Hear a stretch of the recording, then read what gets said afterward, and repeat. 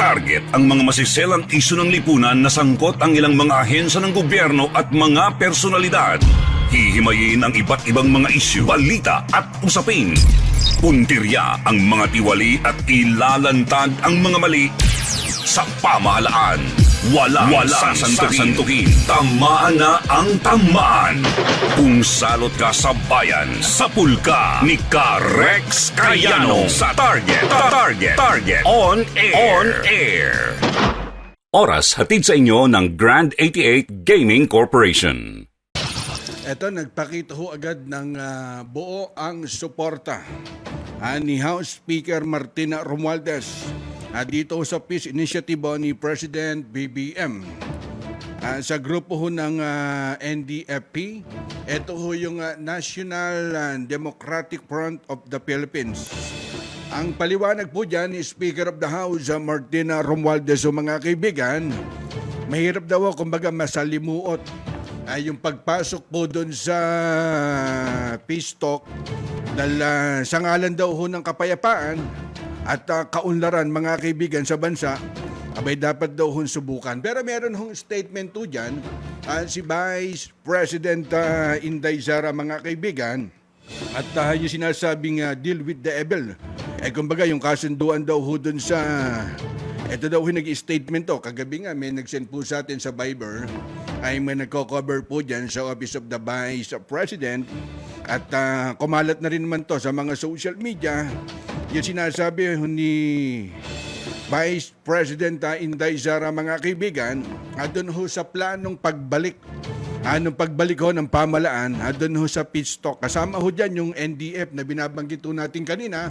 Pero ang mababang kapulungan, kumbaga ang House of Representatives o ang Kongreso, mga kaibigan, natural kapag nagsabi na ho na suporta ang Speaker of the House, natural, yung bilang po dyan sa Congress, mga kaibigan, abay dapat din pong umanib ho dun sa suporta. Kaya nananawagan sa taong bayan, kumbaga magsama-sama dun ho sa pagsuporta, dun ho sa naging inisyatibo ni President BBM. Yung sinasabing panibagong peace process, ito po yung naging mensahe. Ang problema ho kasi nito, mga kaibigan, medyo kino-question ho nung iba. Pero sa kampo ho ng Speaker of the House, natural, kumbaga dun ho sila aanib. Dun ho sa suporta na ibibigay ho, mga kaibigan, kay President BBM. Kaya nga ho nagdududa ho dun sa proseso na wala daw ho dapat tong ikatakot. Ay sinasabing pakikipag-usap dun ho sa mga rebelde o yung malakas ho ng armed forces. Kaya wala ho daw ho dapat ikabahala. Wala naman ho talagang problema. Ang sisti lang ho kasi dyan, mga kaibigan, kumbaga ang national government. Di ba? Kumbaga hindi naman ho tumitigil dun ho sa usapin hong pangkapayapaan. Lalo na ho ngayon, sa pagupo ho ni President BBM. Kasi nung panahon ho ni President Digong, mga kaibigan, bagamat meron ho kasing inilaga ko na pondo doon ho sa NDF-LCAC na yan. Di ba? Yung NDF-LCAC na yan, mga kaibigan, dyan ho naglalaga ko ng malaking pondo. Ang problema ho kasi dyan, kinwestiyon ho yan ng mga ilang mambabatas. Nakita ho nila, teka, napakalaking pondo nilalaan ho dun sa NDF-LCAC na yan. Ano ba ho magiging benepisyo? Particular ho dyan sa Mindanao. Ngayon, ang depensa ho dyan nung ilang provincial governor, nung makausap po natin, kumbaga nag-isa-isa ho tayo. Nakinausap po natin, mga kaibigan, isa lang ho ang sagot ho nila, teka, at yung benepisyo po kasi na manggagaling po dun sa NDF-LCAC na yan, yun daw hong mapapabilang na walang makakaliwang grupo dun ho sa mga bawat barangay, yung paglagay ho ng mga barangay daycare center. Di ba? Isa ho yun, dun ho sa depensa ho nila, mga kaibigan. Ang problema ho kasi nito, nung inungkat na ho yan, ni na former Senator Drilon, mga kaibigan, ang plano ho nila, teka, tapyasan ho natin.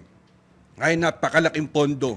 Dyan ho sa NDF-LCAC na yan. Kaya ngayon, buo ang suporta ni Speaker Martin Romualdez, mga kaibigan, doon ho sa Peace Initiative ni President BBM. Dyan ho sa grupo ng National Democratic Front of the Philippines, di ba? Malaman ho natin kung hanggang saan ho tatagal ho yan para naman ho sa kampo ho ni Vice President Inday Sara, mga kaibigan, dahil ho doon sa kanyang pahayag sa ikalimang anniversary ho ng NTF-ELCAC na to, at sinabi ho ni Vice President na hindi daw ho makakamit ay yung hustisya. At ang sinasabi na kapayapaan kung bibigyan daw ng amnestiya itong teroristang grupo na to. Alam nyo, kada magpapalit po ng administrasyon, di ba, laging pinag-uusapan, kailan ba ho matatapos ho yung kaguluhan dyan ho sa Mindanao? Kami personal, kapag nag-iikot po dyan at naiimbitahan ho kami mga kaibigan, lalo na ho dyan sa Basilan, dyan ho sa Sulu, naandyan ho yung mga armadong grupo, di ba? May mga nagsasabi, teka, paano ho mabubuwag ka rin sinasabing makakaliwang grupo na yan? Samantalang kapag ka ho eleksyon, di ba halos sila ho yung gumagamit ho dun sa mga police security. May mga sibilyan na nag-e-escort ho dun sa mga politiko. Paano ho natin iisa-isang buwagin ho yan na samantalang meron din man ho nagkakanlong, di ba, ng mga malalaking politiko dyan ho sa Mindanao. Kaya napakahirap Kaya nagkaisa lahat ng partidong political sa Kamara at di representantes, mga kaibigan, yung isinusulong humpisto ko ni President BBM. Ngayon, doon ho sa joint statement, nailabas ho ng House Secretary General Velasco, mga kaibigan, yan daw hong peace at national unity effort ng Pangulo, kumbaga para daw ho doon sa inaasam na pangkapayapaan at kaunlaran. Maganda ho talagang pakinggan. Sana nga ho magkaisa, di ba? Kasi marami na rin ho nagpaabot ho na suporta. Kagaya ho ni party leaders na sumusuporta, ilang senior deputy speaker, di ba, nito si Gonzales, at napakarami pa. Natural, Speaker of the House na ho nanguna kailangan ka na hong makita ho yung suporta ho dyan sa Kongreso, mga kaibigan, ha? Oras hatid sa inyo ng Grand 88 Gaming Corporation. Sumainyo ang isa na namang makabuluhang edisyon ng Target On Air. Kasama si Rex Kayanong. Abangan muli bukas alas 3 hanggang alas 4 ng hapon. Kung salot ka sa bayan, ikaw ang isusunod ni Rex Kayanong na Target On Air.